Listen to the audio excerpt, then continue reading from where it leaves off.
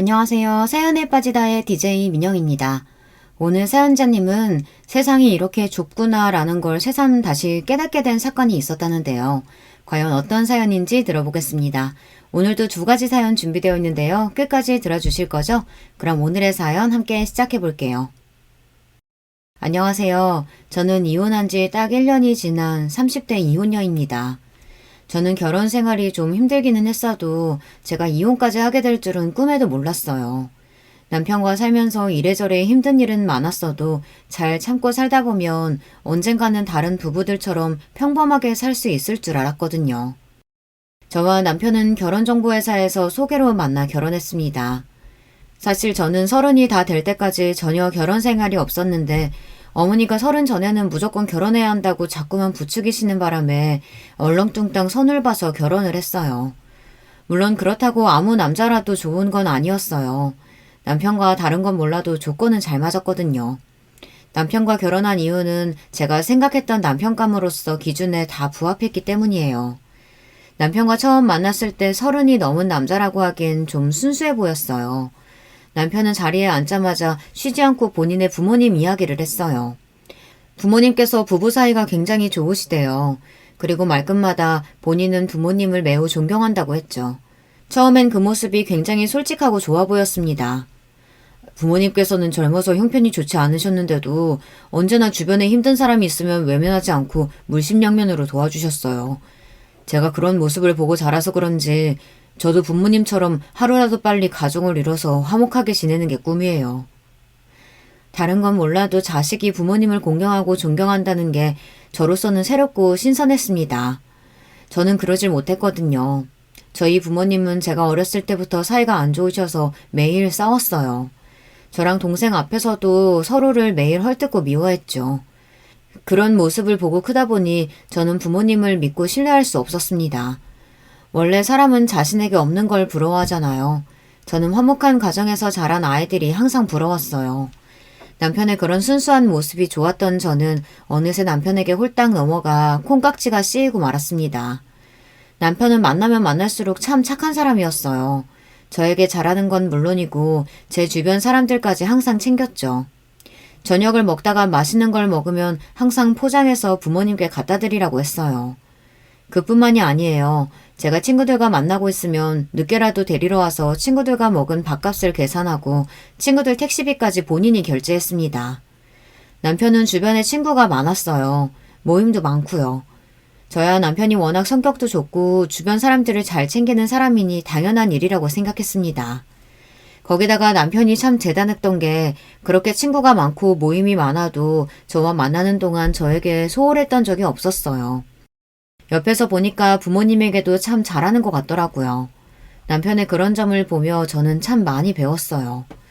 저는 항상 저에게 소홀하고 관심 없는 부모님만 탓하며 미워하기만 했는데 남편을 보니 자식도 부모에게 살뜰하게 잘하면 자연스레 부모님도 자식을 믿고 챙겨주시는구나 싶더라고요. 물론 연애할 때는 남편의 그런 점이 좋았어요. 참 다정하고 남을 잘 챙기는 사람이구나 싶어서요. 그런데 결혼하고 보니 남편이 도가 지나쳐도 너무 지나치더군요. 알고 보니 남편은 좋게 말해서 사람이 착한 거지 호구나 다름없었습니다. 결혼하면 결혼 전처럼 매일 친구들 만나고 모임에 매번 참석하기 어렵잖아요. 남편도 저와 결혼하고 나서는 저와 시간을 보내느라 친구들과 사이도 소홀해지고 모임에도 잘 나가지를 못했어요. 그러던 어느 날이었어요. 저는 생각지도 못할 이야기를 듣게 됐습니다. 일요일 아침이라 원래라면 남편이 고등학교 때 친구들을 만나 축구를 하는 날이었어요. 그런데 남편이 전날 저와 늦게까지 데이트를 하고 야간 영화를 보고 들어와서 피곤하다며 아침 축구를 빠졌습니다. 그런데 이른 아침부터 남편 핸드폰이 울리더군요. 아직 잠에서 덜 깬 남편이 전화를 받았습니다. 그런데 옆에서 자고 있던 저에게 들릴 정도로 남편 친구가 소리를 치더군요. 야, 너 축구장 대여를 안 냈어? 오늘 내는 날이라는데. 그리고 오늘 너 축구 안 나온다고 그랬다며? 네가 안 나오면 우리 아침은 누가 쏘냐? 순간 저는 제 두 귀를 의심했습니다. 제가 잠결에 말을 잘못 들은 줄 알았어요. 그런데 곧바로 남편이 어쩔 줄 몰라 하더니 우물쭈물 하더군요. 내가 어제 너무 늦게 들어와서 너무 피곤한 거 있지? 다음 주에 내가 가서 다 낼게. 남편은 축구장 결제일인 걸 깜빡했다면서 본인이 다음 주에 가서 내겠다고 했습니다. 순간 저는 남편이 축구 모임 총무라도 되는 줄 알았어요. 그런데 아니랍니다. 20살 때부터 지금까지 내내 남편이 축구장 대여료를 다 냈대요. 한 달에 50만 원이 넘는 돈을요. 다음 주에 와서 네가 내는 거야 당연한 거고 지금도 안 와서 우리 다 아침밥 굶고 집에 가게 생겼잖아. 내가 쪽팔리게 전화까지 해야겠냐? 오늘 안 나올 거면 내 통장으로 밥값 입금이라도 해라. 넉넉하게 보내. 네 덕분에 맛있는 거나 좀 먹게. 그 순간 저는 자리에서 벌떡 일어났습니다. 장난이라고 하기엔 남편의 반응도 이상하고 친구라는 놈의 말투도 이상했습니다. 사실 그전에도 몇 번 이해가 안 됐던 상황이 있었어요. 남편은 항상 친구들을 만나고 오면 특별한 일이 없어도 본인이 계산했습니다. 당시에는 좀 이상하다고 느끼기는 했는데 이제 보니 확실히 문제가 있는 것 같더군요. 그 와중에 더 화가 나는 건 남편의 태도였어요. 멍청한 남편은 덥석 알았다고 대답을 하고 전화를 끊더니만 정말 친구에게 돈을 송금하려고 했어요. 저는 순간 놀라서 남편의 핸드폰을 뺏었습니다. 방금 전화한 사람 누구야? 축구 빠지면 벌금이 있는 것도 아닌데 왜 당신한테 돈들 입금해라 말아 하는 건데. 설마 지금까지 매번 자기가 연습장 빌리는 비용이랑 밥값 그거 다 낸 거야? 저는 도저히 남편의 행동이 이해가 되지 않아 따지듯 물었습니다. 다 동창인데 누가 내든 어때. 그리고 그중에 내가 제일 잘 벌고 우리 집이 제일 잘 살아. 그러면 당연히 내가 내는 게 맞지. 남편은 말도 안 되는 소리를 했습니다. 지금까지 몇 년 동안 축구장 대여 비용은 물론이고 아침 비용을 남편이 계속 냈답니다. 함께 축구를 하는 동창 중 남편이 가장 돈을 잘 번다는 게 이유였죠. 저는 기가 막혀서 말이 나오질 않았어요. 남편이 함께 축구를 하는 친구들이 어떻게 사는지야 저는 모르지만 그렇다고 남편이 월등하게 재벌은 아니에요. 물론 남편이 대기업에 다니기는 하지만 어딜 가나 남편이 다 쏘고 내줄 정도로 경제적으로 여유 있지는 않다는 겁니다. 당신이 원래 주변 사람들 잘 챙기는 건 아는데 아무리 그래도 이건 아니지. 정말 축구 하루 빠졌다고 친구한테 돈을 보내기라도 하겠다는 거야? 그럼 어떡해. 내가 없어서 아침도 못 먹게 생겼다는데. 아침 먹을 돈이라도 보내줘야지. 그 순간 알겠더라고요. 남편이 아주 큰 착각에 빠졌다는 걸요. 저는 그대로 침대를 박차고 일어나 남편에게 당장 씻으라고 했습니다. 그리고 저도 외출 준비를 했어요. 남편은 제 말이 무슨 말인지 못 알아듣고 우왕좌왕했습니다. 빨리 일어나. 친구들 아침 사주러 가야지. 저는 절대 누구에게도 당하고만 사는 성격이 아니에요. 저는 원래 어려서부터 부모님께서 말씀하시길 바늘로 찔러도 피 한 방울 안 나게 생긴 독한 년이라는 말을 많이 듣고 자랐습니다. 그 정도로 부모님께도 지지 않고 고집을 부렸어요. 워낙 욕심이 많고 하고 싶은 게 많은 성격이라 갖고 싶은 게 있으면 어떻게든 갖고 동생에게도 절대 양보하지 않고 컸거든요. 그런 제가 남편 같은 사람과 결혼한 건 저와 다른 남편을 보고 많이 배우고 느꼈기 때문이에요. 그런데 이미 남편과 제가 한 배를 탄 이상 남편이 바보처럼 당하게만 보고 둘 수는 없었습니다. 저는 그날 남편과 함께 남편의 친구들을 만나러 갔습니다. 경기장에 제가 남편과 함께 나타나자 남편 친구들은 적잖이 놀란 것 같았어요. 겉으로는 재수씨가 웬일이냐며 반기는 척 했지만 그 표정 뒤로 불편해하는 게 분명하게 느껴졌죠. 거기다가 더 화가 나는 건 남편 말이 틀렸다는 겁니다. 친구들이 사정이 힘들어서 축구장 대여료도 남편이 내고 밥도 사는 거라고 했는데 전혀 그래 보이지 않았어요. 다들 한눈에 봐도 비싼 명품 시계를 차고 외제차를 타더군요. 그 모습을 보는데 순간 열불이 터져서 저도 모르게 얼굴이 빨개지더군요.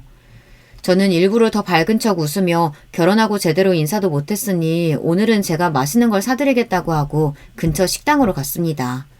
남편은 정말 제가 본인 친구들에게 인사를 하려고 간 건 줄 알고 좋아했지만 저는 아니었어요. 조금이라도 제 심기를 건드리면 그 자리에서 다 깽판을 쳐버릴 생각이었죠. 그런데 역시나 제 생각이 맞았습니다. 남편과 함께 몇 년 동안 축구를 해왔다는 그 친구놈들은 진짜 친구가 아니었어요. 남편을 호구로 생각하고 있었습니다. 준석이 이 새끼는 진짜 복을 타고났다니까. 초등학교 때까지는 우리 집 지하에 살면서 여름에 물 차면 물퍼 나르고 겨울에는 매일 보일러 동파돼서 찜질방 가서 살더니만 고등학교 가자마자 이 새끼 아버지가 졸부되고 인생 피더니 장가도 돈 많은 처가 얻어서 갔잖아. 아, 너무 부럽다.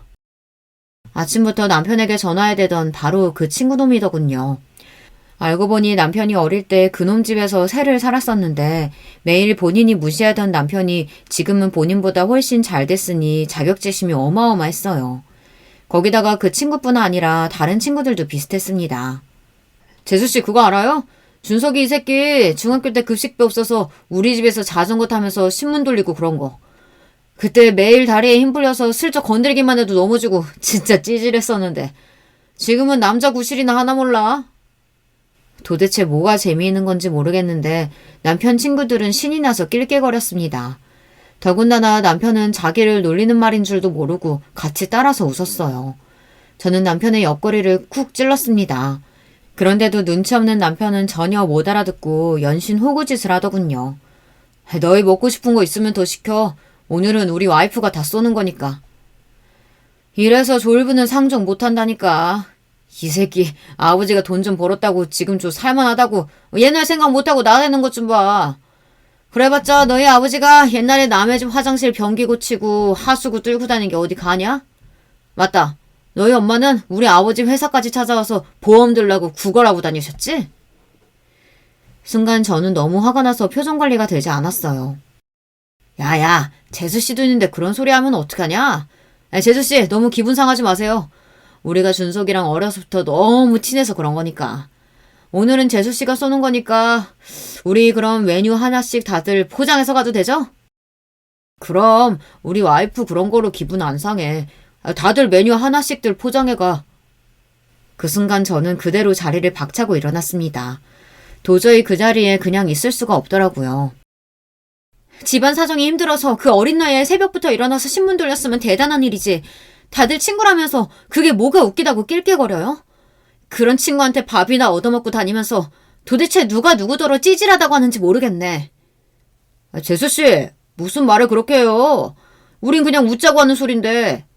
안 그래, 준서가? 그래, 여보. 친구들은 그냥 웃자고 하는 소린데 왜 그래? 저는 남편 입에서 친구라는 소리가 나오자마자 너무 화가 나서 참지 못하고 그대로 식당을 나와버렸어요. 그러자 놀란 남편이 따라왔습니다. 따라 나온 남편이 저에게 왜 그러냐고 오히려 되묻는데 기가 막히더군요. 제가 바보가 아닙니다. 친구들끼리 서로 농담하고 장난하는 거랑 사람을 무시하고 깔아뭉개는 거랑 구분을 못하는 사람이 아니에요. 이 친구들은 지금까지 내내 남편을 호구로 알고 가지고 놀았던 겁니다. 문제는 남편도 마찬가지라는 겁니다. 남편은 친구들이 본인을 무시하고 가지고 노는 것도 모르고 바보 취급을 당하고 있는 건지 아니면 알면서도 친구들과 잘 지내기 위해 그냥 대충 참고 넘어가는 건지 알 수 없었지만 저는 참을 수가 없었습니다. 차에 올라탄 저를 따라온 남편은 바보 같은 얼굴로 저에게 왜 그러냐고 물었습니다. 저는 너무 답답해서 속이 터질 것만 같았어요. 웃기긴 도대체 뭐가 웃기다는 거야?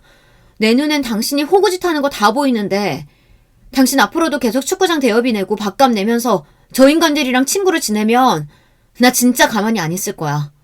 그러니까 당장 축구부터 그만둬. 저도 어린애가 아니다 보니 남편처럼 착하고 순진한 사람 곁에는 항상 그런 점을 이용하려는 사람들이 꼬이기 마련이라는 거야 잘 알고 있었지만 오랫동안 알고 지내왔던 친구들이 남편에게 그랬다는 점에서 저는 적잖이 충격을 받았습니다. 특히나 그 이후 남편의 반응이 더 기가 막혔어요. 자기야말로 왜 이래? 내가 아무렇지 않다는데 당신이 친구들 앞에서 이렇게 화내고 나오면 내가 앞으로 곤란해지잖아. 순간 저는 기가 막혀서 말문이 다 막혔습니다. 호구짓 하는 걸 답답해서 도와줬더니만 남편은 오히려 저 때문에 본인이 곤란해졌다며 짜증 섞인 목소리로 말하더군요. 그러더니 한다는 말이 더 가관이었어요. 당신은 모르겠지만 저기 아내 친구들 어릴 때부터 서로 부모님까지 다 알고 지내는 친구들이야. 당신이 그렇게 화를 내고 나왔으니 내 친구들이 뭐라고 하겠어. 당장 들어가서 내 친구들한테 사과하고 밥값 개선하고 나와. 당신이 밥 산다고 데려와서 이러면 어떡해. 애들이 밥 사기 싫어서 일부러 그러는 줄 알 거 아니야. 남편은 제가 생각한 것보다 훨씬 더 호구였습니다. 지금까지 저렇게 바보처럼 살았으니 저런 거지 같은 애들한테 개무시나 당하며 살았던 거죠. 더군다나 더 실망스러웠던 건 저를 대하는 태도였습니다. 친구들 앞에서는 찍소리도 못하고 있더니만 오히려 저한테 화를 내더군요. 그 이후로 한동안 남편과 사이가 좋지 않았어요. 그전까지는 남편이 착하고 좋은 사람이라고 생각해서 남편의 생각을 존중해 준 거였는데 남편의 실상을 알고 보니 저도 남편에게 실망스럽더라고요. 그런데 얼마 뒤 남편이 왜 그 모양 그 꼴인지 알게 된 사건이 있었습니다. 남편이 바보짓을 하고 다니는 게 다 시부모님 때문이더라고요. 어느 날이었어요. 저는 출근해서 일하고 있었는데 남편에게 전화가 왔더라고요. 그때도 저랑 남편 사이가 풀리지 않았을 때라 저는 시큰둥하게 전화를 받았습니다. 그런데 남편 말이 시부모님께서 갑자기 시댁에 좀 오라고 하신다고 퇴근하고 시댁에 가자고 하더군요. 저는 너무 피곤해서 썩 내키지는 않았지만 시부모님이 직접 연락까지 하셨다고 하니 남편에게 그러자고 했습니다. 저와 남편은 퇴근하고 시댁으로 바로 갔어요. 그런데 집안 분위기가 심상치 않더군요. 시어머니는 뭔가 심기가 좋지 않으신지 주방에서 나오지도 않으셨고 시아버지만 저희를 반겨주셨어요. 저는 무슨 일인가 싶어 시아버지께 가볍게 인사하고 주방으로 들어갔습니다. 그런데 시어머니께서 표정이 영 좋지 않으시더라고요. 저는 아무래도 분위기가 이상해서 시어머니에게 무슨 일 있으시냐고 물었어요. 그러자 시어머니께서 너희 아버지 때문에 살 수가 없다고 하소연을 하시더군요. 알고 보니 저희가 오기 직전에 시부모님 두 분이 좀 다투신 것 같았어요. 다투신 이유가 그런데 저희와 관계가 있더라고요. 저녁 식사를 하려고 하는데 시아버지께서 대뜸 이상한 소리를 하셨어요. 준석이 너 대기업 다니니까 네 이름으로 대출 좀 받아줄 수 있지? 네가 내일 은행에 가서 대출 3천만 좀 받아서 나한테 좀 보내줘라. 내가 지금 당장 융통할 돈이 없어서 그런데 다음 달 말일이면 돈 나오니까 그때 갚아줘봐. 순간 저는 눈이 휘둥그레졌습니다. 아무리 가족이라도 그렇지 3천을 대출까지 받아서 빌려달라니요. 저는 당황해서 시아버지께 무슨 일이시냐고 물으려던 참이었는데 그 순간 시어머니께서 버럭 소리를 지르셨습니다. 이 인간아! 내가 그렇게 애들한테 말하지 말라고 말렸는데 결국은 하네. 준석아, 네 아버지 또 세탁소 하는 윤상이 아버님 도와주려고 하는 짓이니까 절대 대출 받아주지 마. 이 옆에 내가 어디 감히 남자들 하는 일에 간섭이야 간섭은? 윤상이 내가 남이야? 우리가 옛날에 그 집에서 얻어먹은 쌀이 얼만데 이 정도도 못 도와줘? 알고 보니 윤상이는 얼마 전 축구 모임에서 봤던 남편 친구더라고요. 아주 대대로 그 집에 호구짓을 하고 계셨습니다. 가족은 무슨 지난번에도 5천이나 빌려주고 아직도 못 받고 있으면서 아들한테 빚까지 내라고 해서 도와준다는 게 말이 돼?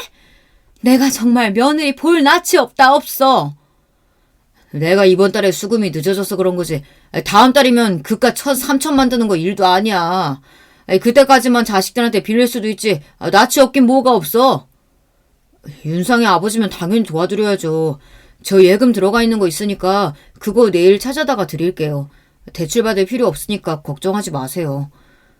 역시 우리 아들 나를 닮아서 속이 넓다니까. 사실 윤상이 내면 우리가 돈 3천이야 그냥 줄 수도 있는 돈이지 뭐. 저는 순간 말문이 막혀서 말이 나오질 않았습니다. 남편이 말한 은행에 예금해둔 돈은 나중에 더 큰 집으로 이사하려고 저와 함께 모으는 돈이었어요. 엄연히 함께 모은 돈인데 그 돈을 저와 상의 한마디 없이 본인 마음대로 쓴다고 하니 저로서는 어이가 없더군요. 저는 그제야 알았습니다. 남편이 시아버지를 그대로 빼다 박았다는 걸요. 저는 고민하다 슬쩍 남편과 눈을 맞추고 이야기를 했습니다. 여보, 그 돈은 우리 내년에 이사 가려고 같이 모은 돈인데 상의도 없이 갑자기 그러면 어떡해. 사실 제가 근무하던 직장이 2, 3년에 한 번씩 근무지를 이동해야 하는 일이라 결혼할 때 집을 전세로 구했어요. 거기다가 현재 사는 전셋집 주인이 내년에 직접 들어와서 살 예정이라 저희는 내년에 무조건 이사를 해야 해요.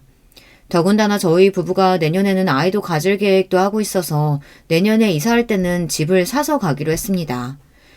그래서 조금 빠듯하더라도 월급의 7, 80%를 저축하고 있었습니다. 그런데 그런 중요한 돈을 남편이 저와 상의도 없이 멋대로 쓰겠다고 하니 기가 막히더군요. 그런 와중에 제 말이 거슬렸는지 시아버지께서 나서서 제게 언성을 높이시더군요. 어허, 새아기, 너 그렇게 안 봤는데 시부모님 있는 앞에서 남편한테 일일이 토달고 그러냐? 너희 친정에서 그렇게 가르치든? 그리고 내가 언제 너희 돈 떼먹는다 그랬어? 다음 달이면 내가 준다고 했잖아.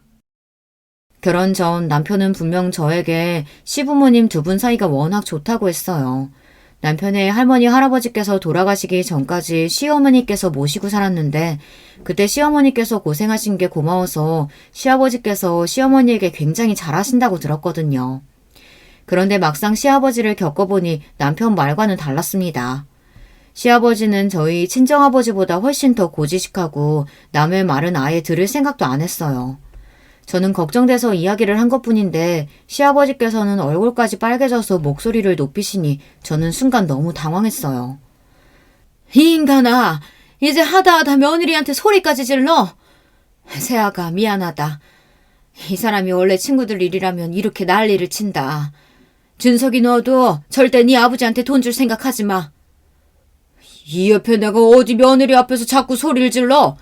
당신이 이러니까 새아기 이제도 감히 시아버지 앞에서 자기가 잘났다고 떠드는 거 아니야. 새아기, 너 내 말 잘 들어라. 네가 아무리 잘났어도 우리 집 며느리로 들어온 이상 나는 여자가 집에서 큰 소리 내는 꼴은 절대 못 본다. 저는 순간 고리적 드라마를 보는 줄 알았어요. 시아버지께서 여자가 집에서 큰 소리를 내는 꼴이라고 하시는데 저도 모르게 코웃음이 절로 나오더군요. 반면 시어머니는 제게 다가와 미안하다고 연신 사과를 하셨어요. 그리고는 속이 타시는지 연거푸 찬물을 꿀꺽꿀꺽 삼키셨습니다. 저도 얼굴이 뜨겁기는 마찬가지였죠. 아무리 가족이라고 해도 시댁인데 서로 얼굴을 붉히며 돈 이야기를 주고받는 게 보통 일이 아니더라고요. 시어머니는 제가 돌아갈 때까지 연신 제 손을 붙잡으면서 부탁 아닌 부탁을 하셨어요. 새아가, 너라도 바짝 정신 차려야 한다. 준석이 제가 다른 건 나무랄 데가 하나도 없는데 자기 아비를 닮아서 저렇게 오지랖만 넓어. 아차 하면 있는 거 없는 거 다 남한테 퍼준다니까. 저는 애써 시어머니 앞에서는 알겠다고 하고 돌아왔지만 마치 목구멍에 음식이 걸리기라도 한 것처럼 답답했습니다. 시어머니 말씀이 남편이 어릴 때부터 그랬대요. 어릴 때는 집도 못 살았었는데 시어머니께서 어렵게 좋은 잠바나 운동화를 사서 입혀 학교에 보내면 그날로 학교 애들한테 뺏기고 왔답니다.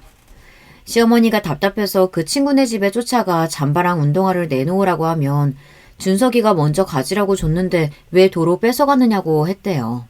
기가 찬 시어머니가 잠바며 운동화를 다시 찾아서 집에 오면 남편은 오히려 쪽팔리게 왜 그랬냐고 시어머니에게 따지며 울먹였답니다.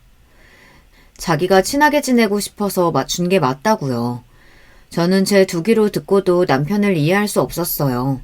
얼마 전 보았던 남편 친구들이 했던 말이 맞았습니다. 남편은 찌질해도 너무 찌질했어요. 사실 시부모님은 남편이 고등학교에 가기 전까지도 굉장히 힘들게 사셨답니다. 시아버지는 손으로 할 수 있는 노동이라는 노동은 안 해본 게 없을 정도로 다 하셨고 시어머니도 남의 집에서 일도 하시고 보험이며 식당이며 안 해본 일이 없으시더라고요. 그러다가 시아버지께서 힘들게 모은 돈으로 사업을 시작하셨는데 그게 대박이 나서 몇 년 새 집도 사고 차도 사고 승승장구를 했답니다. 그런데 시어머니 말씀이 가족이며 친구들한테 돈만 안 뜯겼어도 지금보다는 훨씬 더 잘 살았을 거랍니다.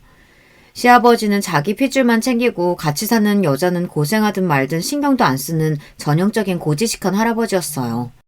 시아버지의 만행은 거기서 끝이 아니었어요. 시아버지는 정말로 남편에게 돈을 받아 윤상인지 뭔지 아는 남에게 줬습니다. 제가 남편과 싸우면서까지 말렸는데도 남편은 제 말을 들은 채도 안 했어요. 저는 순간 억울한 생각이 들었습니다. 남편에게 속았다는 느낌이 들었어요. 그로부터 얼마 뒤 제가 사람을 잘못 봐도 한참을 잘못 봤구나 싶었던 사건이 있었습니다. 알고 보니 결혼 전 제가 남편의 집안에 대해 알고 있던 조건이 달라도 너무 다르더라고요. 제가 남편을 만나기 전 결혼정보회사에서 전해 듣기로는 시아버지의 사업 규모가 직원 20명이 넘는 규모에 연 매출 100억 원 이상으로 알고 있었어요. 거기다가 15년 이상 운영해온 안정적인 회사라고 알고 있었죠. 그런데 실상을 알고 보니 시아버지가 운영하는 제조회사 앞으로 빚이 어마어마하더라고요. 시아버지가 돈 번을 거의 대출 이자로만 내고 있었어요. 제가 이런 사실을 알게 된 게 얼마 되지 않아요. 결혼하고 좀 이상했던 게 시아버지께서 사업을 하시는데도 시어머니께서 아직도 보험 판매 일을 하시더라고요. 제가 이상해서 남편에게 물었는데 남편 말로는 시어머니께서 워낙 젊을 때부터 쉬지 않고 일을 하신 분이라 집에 있으면 유독 답답해 하신답니다. 그래서 여전히 소일거리로 보험을 하는 거래요. 저는 남편 말을 철석같이 믿었습니다. 그런데 남편 말은 사실이 아니었어요. 제가 시댁에 잠깐 들릴 일이 있어 갔었는데 시어머니께서 시아버지와 싸우고 계시더라고요. 두 분 다 얼마나 흥분하셨는지 제가 비밀번호를 누르고 현관에 들어섰는데도 제가 온 줄을 모르시더라고요.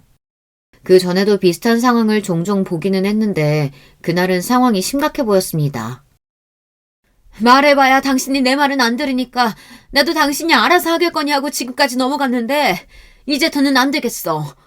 이러다가 우리 사는 집까지 다 경매로 넘어가게 생겼잖아. 어떡할 거야. 이 집까지 넘어가면 어떡할 거냐고. 이 옆에 내가 재수없는 소리라고 있어.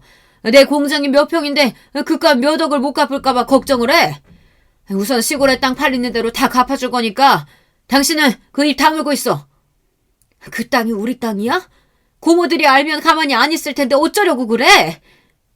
어허, 내가 우리 집 장남인데 누가 뭐라 그래? 더군다나 내가 지금까지 누나들한테 해준 게 얼만데. 그 땅 좀 판다고 나한테 뭐라고 하면 내가 가만히 있을 줄 알아? 으이그, 평생 마누라한테는 생활비 10원 한 장 주지도 못하는 인간이 잘났다고 큰 소리는. 아휴, 내가 저 인간 때문에 제 병에 못 살지, 못 살아.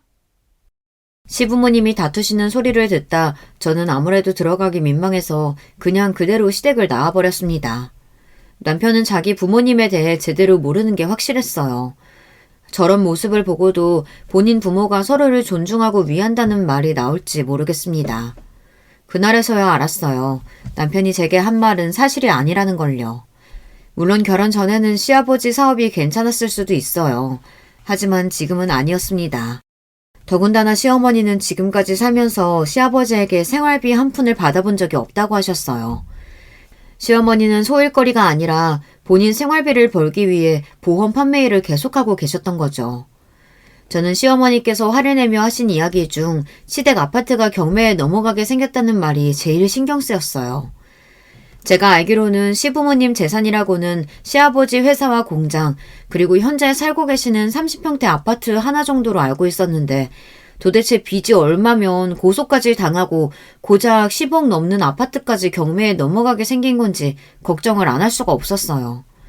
저는 그날 집에 가자마자 남편에게 제가 시댁에서 들은 이야기를 했습니다. 아무래도 시아버지 사업에 문제가 있는 것 같다고요. 그런데 제 말에도 남편은 자꾸만 괜찮다고 하며 말을 돌렸습니다. 저는 남편의 태도가 너무 안일하다 싶었어요. 아무리 결혼해서 독립한 자식이라도 시아버지의 행동 하나하나에 시어머니께서 저렇게 힘들어하시는데 자식으로서 모르는 척 하는 게 맞는 건가 싶었죠. 시댁일이니까 나도 웬만하면 간섭 안 하려고 했는데 도저히 어머님이 불쌍해서 가만히 못 있겠어. 아버님은 평생 남한테는 몇 천씩 떡하니 빌려주시면서 어머님한테는 지금까지 생활비도 안 주시고 그 연세에 나가서 일하게 하는 게 말이 돼? 당신은 그런 어머님이 가엾지도 않아? 저는 진심이었어요. 시아버지가 평소에 얼마나 돈 있는 걸 자랑하시고 허세를 부리시는지 몰라요. 그러면서 같이 사는 시어머니에게는 무관심하니 저까지 속이 다 상하더라고요. 제 말에 남편은 순간 표정이 확 변했어요. 우리 엄마가 불쌍하긴 뭐가 불쌍해. 당신은 아버지 공장 가보고도 그런 소리가 나와? 엄마가 사업 해본 적이 없어서 잘 몰라서 괜히 불안해하는 건데 어차피 아버지가 다 알아서 하실 거니까 당신은 걱정할 거 없어. 사람이 소리소리 지르고 욕하는 것만 싸우는 것이 아니라는 걸 저는 남편과 살면서 처음 알았습니다. 남편이 차라리 인상을 쓰고 저에게 소리라도 질렀으면 좋겠어요. 그러면 저도 같이 화를 내고 싸울 수나 있으니까요. 남편은 꼭 사람 좋은 사람처럼 온화한 얼굴을 하고 답답한 소리를 해댔습니다. 그런 얼굴을 보는 게 저는 천불이 나더라고요. 남편은 현실을 직시하지 못하고 자꾸만 제 앞에서 되지도 않는 자존심을 부렸습니다. 자기네 집은 전혀 문제가 없으니 걱정하지 말라는 소리만 했어요. 저는 아무래도 남편과 이야기를 해봐야 답이 나오지 않을 것 같아 이 답답한 마음을 해소하기 위해 시어머니와 둘이 따로 만났습니다. 시어머니에게는 둘이서만 데이트를 하자고 했어요. 저는 시어머니의 기분을 조금이나마 풀어드리고 싶어서 시어머니와 영화도 보고 맛집에도 갔습니다. 시어머니는 생각보다 너무 좋아하셨어요. 시어머니는 영화관에서 영화를 본 게 몇 년 만인지 생각도 안 난다고 하셨습니다. 저는 그런 시어머니가 신경 쓰여 앞으로는 저와 자주 보자고 했어요. 그래도 제 마음이 통했는지 시어머니께서 저를 편안해 하시는 것 같더라고요. 저는 이때다 싶어 슬쩍 며칠 전에 시댁에 갔다가 시부모님 두 분이 싸우고 계셔서 그냥 나왔다는 이야기를 꺼냈습니다. 그러자 시어머니께서 당황하시더라고요. 저는 무슨 일 있으시냐고 걱정돼서 엽죽는 가라고 말씀드렸어요. 그러자 시어머니도 머뭇거리더니 결국은 이야기를 하시더라고요. 그런데 그 말에 놀랐습니다. 제 생각대로 시아버지의 사업에 문제가 있었어요. 얼마 전 시아버지 회사의 거래처들이 단체로 시아버지를 고소했답니다. 거래처마다 결제가 몇 억씩 밀려서 거래처들끼리 단합해서 시아버지를 고소했다더라고요. 그래서 그 돈을 거래처에게 제시한 시일 내에 갚지 않으면 시부모님이 사시는 아파트가 경매에 넘어갈지도 모른답니다. 저는 순간 놀라서 표정 관리가 되질 않았어요. 얼마 전까지 친구들한테 몇 천씩이나 빌려주시고 비싼 차도 척척 사시더니 왜... 저도 너무 이해가 안 돼서 저도 모르게 마음의 소리가 튀어나왔습니다. 제가 지금까지 봐온 시아버지는 돈을 쓰는데 거침이 없는 분이었어요. 어디를 가나 항상 본인이 계산하는 건 물론이고 주변에 누가 돈만 빌려달라고 하면 다른 사람한테 빌려서까지 주는 사람입니다. 거기다가 얼마 전에는 잘 타지도 않으시는 차를 2억이 넘는 외제차로 바꿨어요. 그때도 시어머니와 싸우셔서 저와 남편이 민망해 일찍 집에 왔었거든요. 사실 제가 타는 차가 10년이 됐어요. 저희 친정아버지가 제가 대학생 때 집이 멀다고 사준 차였는데 저는 지금까지 그 차를 타고 있습니다. 차가 아직 멀쩡하기도 하고 정이 들어서 남편이 차를 사주겠다고 해도 저는 제 차가 좋았어요. 그런데 시아버지께서 매일 제 차만 보시면 그렇게 한 소리씩 하셨습니다. 너는 돈도 잘 버는 애가 왜 아직도 그 똥차를 타고 다니냐? 네가 그런 차 타고 다니면 사람들이 우리 준석이를 뭐라고 생각하겠어? 대기업 다니는 남편이 지만 외제차 타고 다니고 마누라는 똥차 타게 다니게 한다고 수군거릴 거 아니야. 남편도 몇 년 전에 차를 외제차로 바꿨어요. 그 전에 타던 차도 멀쩡했는데 자기 친구들이 다 외제차를 탄다면서 모아둔 돈도 없이 무작정 중고로 외제차를 샀습니다.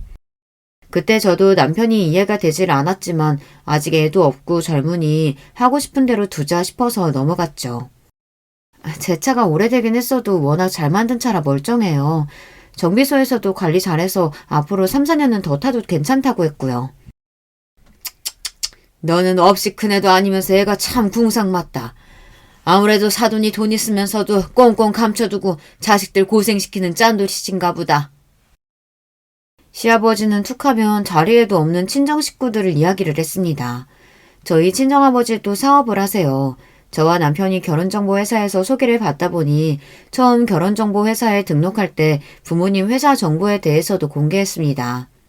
당시에 시아버지 회사보다 친정아버지 회사 규모가 커서 제가 등급이 좀 더 높게 나왔는데 그걸 가지고 시아버지는 아직도 자존심이 상하시는지 자꾸만 저희 아버지를 제 앞에서 깎아내렸습니다. 그럴 때마다 저는 아니라고 그렇지 않다고 했는데도 시아버지는 항상 제 이야기를 전혀 듣지 않으셨어요. 그럴 때마다 저는 제 남편이 점점 시아버지랑 더 똑같아지면 어쩌나 걱정됐습니다. 지금도 시아버지를 많이 닮았으니까요. 그러던 어느 날이었습니다. 제가 우려했던 일이 결국은 터지고 말았어요. 시아버지께서 고소당한 사건을 해결하지 못해서 시부모님이 사시던 아파트가 경매로 넘어가고 말았습니다. 그 일로 시어머니께서 충격을 받아 실신까지 하셨어요. 그럴만했죠. 시아버지께서 시어머니 앞에서 본인이 알아서 하겠다고 그렇게 큰 소리를 치더니만 결국은 사고를 쳤으니까요. 저는 시어머니가 걱정돼서 퇴근하면 시어머니께서 입원하신 병원에 매일 들렀습니다. 시어머니는 정신을 차렸는데도 기운이 없어 식사를 제대로 못 하셨어요. 어머니, 지금은 너무 힘드시겠지만 그래도 아버님께서 금방 정리하실 거예요. 그러니까 기운 내시고 얼른 식사하세요. 그 인간이 알아서 하기는 뭘 알아서 해. 그 공장도 반이 넘게 다 은행 빚이야. 집 팔아도 거래처 사람들 돈 주고 나면 남는 것도 없는데 도대체 어떻게 하겠다는 건지. 시어머니의 이야기를 듣는데 저는 너무 기가 막혔습니다. 시아버지는 말 그대로 빚 좋은 개살구였어요. 여기저기 빚 만지고 떵떵거리며 다니신 거죠. 온갖 허세는 다 부리면서요. 저는 시어머니가 너무 불쌍했습니다. 평생 그런 남자랑 사셨으니 얼마나 마음고생을 많이 하셨을까 싶어서요. 그런데 이게 남의 이야기가 아니었습니다. 그날 저녁 저는 남편에게 이야기했어요. 시댁 상황이 좀 안 좋은 것 같으니 시어머니께서 퇴원하시면 아파트가 정리될 때까지 우리 집에 잠깐 모시자고요. 저로서는 남편을 많이 배려해서 한 이야기였습니다. 아무래도 남편이 먼저 이야기를 꺼내기엔 어려울 것 같아서요. 그런데 남편 반응이 의외였습니다. 저에게 그럴 필요 없다네요. 아버지가 금방 정리할 텐데 왜 다들 이렇게 오바야. 아버지 타는 차 몰라? 그 차만 팔아도 전세금은 나와. 걱정하지 마. 저는 절로 한숨이 나왔습니다. 어떻게 30이 훌쩍 넘은 남자가 저 정도로 생각이 짧을까요? 저는 더는 남편에게 할 말이 없어 입을 다물어 버렸습니다. 그런데 얼마 뒤 생각지도 못한 일이 벌어졌어요. 시어머니께서 퇴원하시는 날이라 병원에 갔는데 시아버지께서 와 계시더라고요. 저는 시아버지에게 집은 어떻게 되는 거냐고 다시 시댁으로 시어머니를 모시고 가시는 거냐고 여쭙습니다. 안 되면 저희 집으로 모시고 갈 생각이었으니까요. 그런데 시아버지께서 대뜸 하시는 말이 기가 막히더군요. 안 그래도 그 아파트 너무 작아서 이사하려 했었어. 그래서 이번 기회에 팔고 아예 공기 좋은 동네 가서 살려고.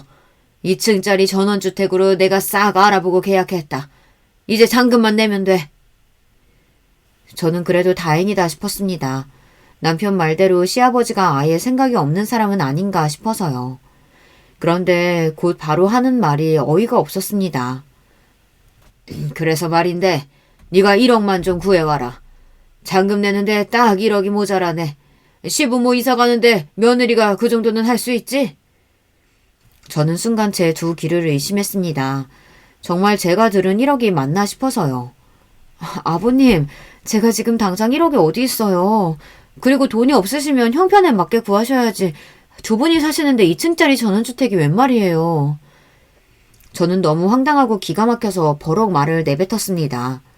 그런데 그 순간 시아버지 얼굴이 차갑게 굳었어요. 뭐야? 형편? 너 지금 말 다 했냐? 내가 고소 좀 당하고 집 좀 넘어갔다고. 감히 네가 나를 무시해? 시아버지는 사람들이 다 있는 병원에서 저에게 고래고래 소리를 질렀습니다. 그러더니 저에게 너처럼 버릇없는 애를 며느리로 인정할 수 없다며 당장 나가라고 엄포를 놓으셨어요. 저는 황당해서 왜 이러시냐고 저도 가족인데 그런 소리도 못하느냐고 했습니다. 그런데도 시아버지는 저와 눈을 마주치지 않았어요. 저는 그대로 시어머니 얼굴도 못 보고 쫓겨나다시피 집에 왔습니다. 그런데 얼마 뒤 믿기지 않는 일이 벌어졌어요. 저는 남편과 이혼했습니다. 시아버지께서 다시는 저를 보고 싶어 하시지 않는다면서 남편에게 저와 계속 살면 부모와 자식 간 인연을 끊자고 했어요. 저는 세상에 무슨 이런 아버지가 있나 싶었는데 더 황당한 건 남편의 태도였어요. 남편은 저에게 당장 시아버지에게 가서 무릎 꿇고 사과를 하라고 했습니다. 그래도 용서해 주실지 모르겠지만 저에게 그렇게라도 하라네요. 안 그러면 정말 저와 이혼하겠대요. 그 순간 저도 지금까지 내내 붙잡고 있던 이상의 끈이 끊어지고 말았습니다. 제가 잘못한 것도 없는데 자꾸만 억울해지는 상황을 더는 참을 수 없었어요. 저는 그렇게 남편과 이혼했습니다. 처음엔 저도 그냥 시아버지에게 사과했어야 했나 하기도 했어요. 하지만 시간이 지날수록 차라리 잘 됐다 싶었습니다. 제가 주변에서 듣기로 시아버지의 사업이 결국은 부도가 났다고 하더라고요. 저는 그럴 줄 알았다 싶었습니다. 시아버지는 사업을 할 만한 사람이 아니었으니까요. 물론 시어머니가 걱정이 되기는 했지만 이제는 남남인데 더는 신경 쓰지 않고 살기로 했어요. 이혼녀로 살아간다는 것도 만만찮게 힘들었으니까요. 그러던 어느 날이었습니다. 제가 아버지를 만날 일이 있어서 강남의 호텔에 좀 들렸어요. 마침 주말이라 그런지 호텔에 결혼식이 많아 호텔 안에 사람이 많더라고요. 저는 영 정신이 없어 사람들이 많은 쪽을 피해 호텔 뒤쪽으로 가려던 참이었습니다. 그런데 그때 익숙한 차 한 대가 들어오다가 저를 발견하지 못하고 급하게 브레이크를 밟았어요. 끼익 소리와 함께 놀란 저는 얼음이 되어 제 앞에 멈춰선 차를 노려봤습니다. 그런데 마침 차가 익숙하다 했더니 제가 이혼 전에 탔던 바로 그 차였어요. 제가 운전석 쪽에 붙여두었던 스티커가 그대로 있더라고요. 이혼하기 직전에 제가 차를 바꿔서 주차장에 두고 왔던 차예요. 남편이 알아서 폐차한다고 해서 제가 서류까지 다 줬거든요. 그런데 그 차가 왜 여기 있나 의아했습니다. 저는 놀라서 차 번호판부터 확인했습니다. 그런데 역시나 제가 타던 그 차가 맞았어요. 그런데 그때였습니다. 마침 운전석에 있던 운전자가 내리더니 저에게 삿대질을 하며 소리를 지르려고 하더군요. 아유, 정말 젊은 여자가 눈이 있는 거야, 없는 거야?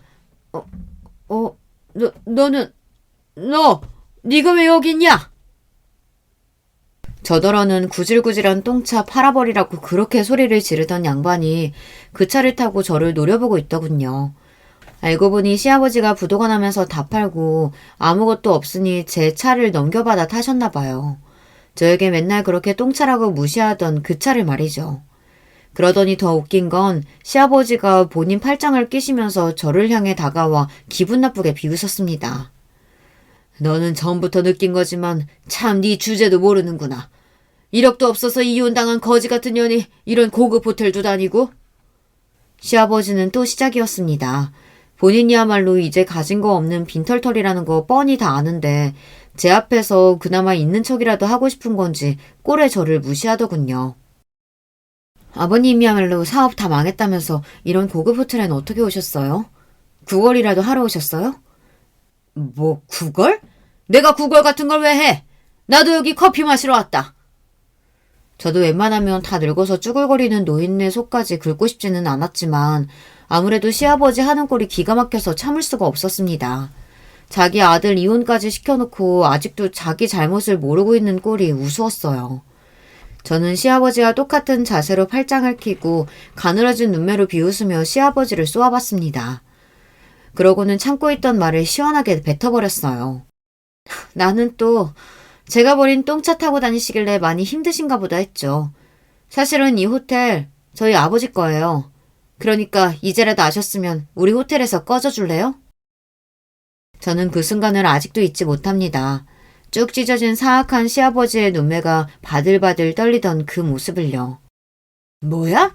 이게 어디서 구랄치고 있어? 내가 분명 너희 아비 하던 사업 다 접고 시골 내려갔다는 얘기 들었는데. 시아버지는 제가 분명 눈동자까지 세차게 흔들리는 모습을 보았는데도 끝까지 안 그런 척 저에게 거짓말을 하고 있다고 물어붙였습니다. 그때였어요. 호텔 유니폼을 입은 직원들이 주차장 앞을 지나가다 저를 보고 달려와 90도로 인사를 하자 그제야 시아버지는 휘둥그레진 눈으로 놀라 떡 벌어진 입에 개거품을 물었습니다. 말도 안 돼. 네가 어떻게? 이제 좀 알겠어요? 아버님께서 얼마나 멍청하게 군 건지. 사실은 이랬습니다. 친정아버지께서 제가 이혼을 준비하던 당시에 하던 사업을 모두 다 정리하신 건 맞아요. 지금까지 일하느라 너무 힘들어서 지쳤다고 혼자라도 시골에 내려가 살고 싶다고 하셨거든요. 그런데 친정어머니 생각은 달랐어요. 시골에는 절대 내려가고 싶지 않다고 하셨죠. 그래서 두 분이 또 피 터지게 싸우셨어요. 당시에 저는 제 상황만으로도 힘들어서 부모님 일에는 신경 쓸 겨를이 없었습니다. 제가 부모님보다 먼저 이혼을 했으니까요. 그런데 신기하게도 부모님께서 제가 이혼한다는 이야기를 하자마자 꽤 충격을 받으셨어요. 부모님은 워낙 제가 말이 없다 보니 항상 제가 알아서 잘 사는 건 줄 알았는데 결혼하고 몇 년 동안 제가 혼자 마음고생을 했다는 걸 아시고는 굉장히 속상해 하셨어요. 그러고는 아버지께서 중요한 결정을 내리셨습니다. 저를 혼자 둘 수 없다며 사업을 모두 정리한 돈으로 호텔을 인수했어요. 저에게 물려주시겠다고요. 사실 저도 잘 기억이 나지 않지만 제가 어릴 때 부모님과 처음이자 마지막으로 해외여행을 갔을 때 제가 바다나 놀이동산보다 호텔을 더 좋아했대요. 그러면서 나중에 크면 호텔에 살고 싶다고 했답니다. 아버지는 워낙 일이 바쁘시다 보니 제가 잘하는 모습을 거의 보질 못하셨어요. 그래서 유일하게 기억하고 있는 저의 모습이 호텔을 좋아하던 그 모습이었던 거죠. 아버지는 이혼한 저에게 위로는 해주고 싶은데 방법은 떠오르질 않으니 제가 기뻐할 만한 일을 해주신 겁니다. 저도 처음엔 아버지의 말이 믿기지 않았지만 아버지는 정말로 대형 호텔을 인수했어요. 그리고 전문 경영인을 고용해 운영하고 계십니다. 덕분에 저는 언제든 호텔에 올 수 있어요. 저는 아버지가 기억하시는 대로 호텔을 좋아하더라고요. 호텔에 오면 아무것도 하지 않고 있어도 마음이 편했습니다. 그런데 이제는 마음만 편한 게 아니라 이혼한 뒤로 가슴 한켠에 남아있었던 시아버지에 대한 앙금마저 싹 녹아내려갔네요. 제 말에 발을 동동 구르며 똥차에 올라타는 시아버지의 모습을 보는데 속이 너무 시원했어요. 거기다가 더 대박이었던 건 그날로부터 얼마 뒤 시아버지에게 뜬금없이 전화가 왔다는 겁니다. 저는 핸드폰에 시아버지 번호가 뜨자마자 안 받으려고 했지만 도무지 영문이 궁금해서 안 받을 수가 없었습니다. 그런데 안 받았으면 큰일 날 뻔했어요. 재미있는 구경도 못할 뻔했거든요. 저기 아가야, 너랑 우리 준석이가 결국은 남남이 됐지만 그래도 몇 년간 가족으로 살았던 정이라는 게 있는데 어떻게 그걸 싹 잊고 살겠니? 저는 이 양반이 갑자기 무슨 일로 일어나 싶어서 무슨 일로 전화했냐고 따져 물었어요. 용건이 뭐냐고요. 그러자 시아버지가 하는 말이 아주 우스웠습니다. 그래서 말인데 내가 이번에 칠순이잖아. 너희 호텔에서 잔치 좀 싸게 할 수 없을까 해서 연락을 좀 했는데 말이지. 정말 뻔뻔해도 어쩜 저렇게 낯이 두꺼울까요? 저는 순간 너무 기가 차서 웃음이 다 튀어나왔습니다.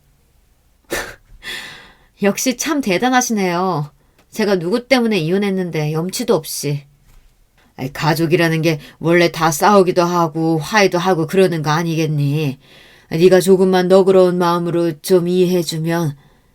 제가 너무 짜증이 나서 너그러운 마음 같은 소리 하고 있네 라고 소리를 지르던 그때 핸드폰 너머로 익숙한 목소리가 들렸습니다. 바로 전 시어머니였어요.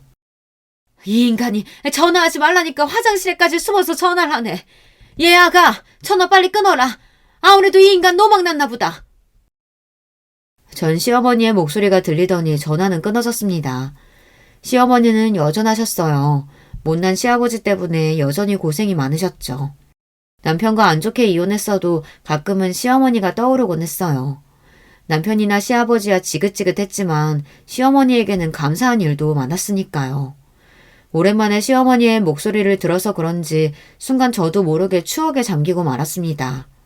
심지어 아무리 이혼은 했어도 전 시아버지 칠순이라는데 아버지 호텔에 이야기해서 할인이라도 좀 해줄까 하는 생각까지 들더라고요. 제가 생각해도 어이가 없었어요. 호구 사기꾼이랑 몇 년을 살더니만 저까지 호구가 됐나 싶었죠. 인생이라는 게 참 이렇습니다. 이혼만 하면 남편이고 시댁이고 다 잊고 속 시원하게 살아야지 싶었는데 이혼한 지가 언젠데 아직도 시아버지니 남편이니 신경이 쓰이더라고요. 저도 이 정도면 병이에요, 병. 여러분께서 저에게 정신 똑바로 차리라고 단호하게 한 소리 좀 해주세요. 댓글 달아주시면 제가 하나하나 다 읽고 정신 바짝 차리겠습니다. 지금까지 저의 이야기 들어주셔서 감사해요. 여러분의 가정에는 항상 즐거운 일만 가득하시길 바라겠습니다. 여러분, 두 번째 사연 시작하기 전에 좋아요, 구독 꾹 눌러주실 거죠? 그럼 두 번째 사연 바로 시작합니다. 안녕하세요. 저는 서울 변두리에 거주하고 있는 기혼 여성입니다. 매일 애청하고 있는 사연에 빠지다. 특히나 재미있는 사연을 들을 때면 저도 한 번쯤 제 얘기를 신청해보고 싶었는데 바로 오늘 하게 됐네요.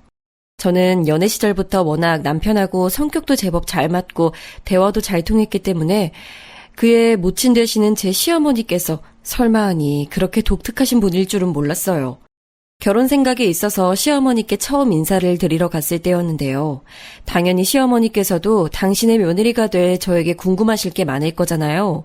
그래서 무슨 질문들을 하시려나 싶어서 긴장과 기대가 많이 됐었죠. 그런데 제게 건네신 첫 번째 질문은 이거였어요. 멋있겠니? 전문대학교라고요? 우리나라에 그런 허접한 곳도 참나. 세상에나 대학이랍시고 존재를 하고 있었단 말이에요? 네, 그러실 만도 하죠. 이름이 잘 알려진 대학은 아니니까요. 저도 고등학교 3학년 때 처음 이 대학을 알았던 것 같아요. 그렇구나. 아가씨는 사람이 참 특이하네. 어쩜 그런 곳을 나와가지고서는 대학을 나온 사람이라고 주변에 말을 당당하게 하고 살 수가 있었을까. 우리 혜진이는 우리나라 사람이라면 모르는 사람이 아무도 없는 유명한 대학교를 나와서요. 내가 이름 모를 전문대 나부랭이 쪽에는 영 지식이 없으니까 아가씨가 이해를 해줘요. 참 혜진이는 내 딸이에요. 네, 익히 들었습니다. 사실 통화도 한번 한 적 있어요. 목소리가 아주 차분하시더라고요. 아유, 사람 볼 줄 아네. 우리 혜진이가 차분하고 성실하고 우직하고 바르게 타고나는 거 따지면 아우 한도 끝도 없어요. 아, 가방끈이 용마땅치 않아서 잘난 사람 얘기는 혹시 듣기 불편한 거 아니죠? 제가 떨떠름하게 아니라며 고개를 저어드렸는데 그 후로 시어머니께서는 고삐 풀리신 것 마냥 저에게 오만 이야기를 다 늘어놓으시는 분으로 빠르게 변모하셨어요. 그래서 제가요 두고두고 후회를 했죠. 첫 단추를 잘 꿰써야 했는데 어리 빠져서는 어영부영 순간을 모면하려고 대충 맞장구를 쳐드렸더니 시어머니께서 저를 편하게 보셔도 너무 편하게 보시고 행동을 하셨거든요. 시어머니께서 꼭 언급하시는 대학 이야기가 있는데요. 배경 설명을 드리자면 우선 저는 경기도에 있는 전문대를 나왔어요. 제 남편은 서울 소재의 4년제 대학을 나왔는데 어지간히 대학에 관심 있지 않은 다음에야 그 대학 이름을 정확히 모르시는 분들이 더 많을 곳이에요. 이런 저희 부부와는 다르게 국내 최고라고 할 수 있는 간판 명문대 3곳 중에 한 곳을 나온 사람이 있었으니 바로 제 시누이였어요. 남편보다 3살 어리고 저보다는 2살 어린 제 시누이는 고려대학교에서 경영학을 전공했습니다. 명문대 다니는 시누이는 시어머니의 가장 큰 자랑이었다고 하네요. 우리 혜진이가 따로 과외 한 번을 안 받고 혼자서 고려대를 들어간 거야. 재수, 삼수, 사수를 해서 들어가는 사람들이 수두룩 빽빽한 고려대학교에 집안에 별다른 도움 하나 안 받고 혼자 힘으로 한 방에 들어갔으니 아우, 대학은 최초 합격이 있고 추가 합격이 있는데 우리 혜진이는 세상에나 추가가 아니라 바로 1차에 붙어버린 독보적이고 뛰어난 입학생이었지. 아, 그렇군요. 역시 아가씨 대단하신 것 같아요. 그런데요, 어머님. 기쁘게 말씀하시는 와중에 죄송하지만 제가 그 얘기를 벌써 4번째 듣고 있거든요. 뭐? 내가 이미 이 얘기를 했었다고? 내가 언제? 혜진이가 입학하자마자 인기 많았다는 얘기만 했지 최초 합격했다는 얘기 안 했잖아. 아니요, 하셨어요. 첫 학기에 아가씨가 학점 잘 받아오셨다는 그런 얘기도 저한테 진작 하셨었고요. 그러니? 근데 너는 공부도 잘 못했던 애가 왜 이런 데서는 기억력이 좋고 난리야? 끼케야 전문대 출신이. 우리 혜진이 얘기 좀 더 하고 싶은데 네가 초를 딱 쳐버리니까 내가 김이 빠지네.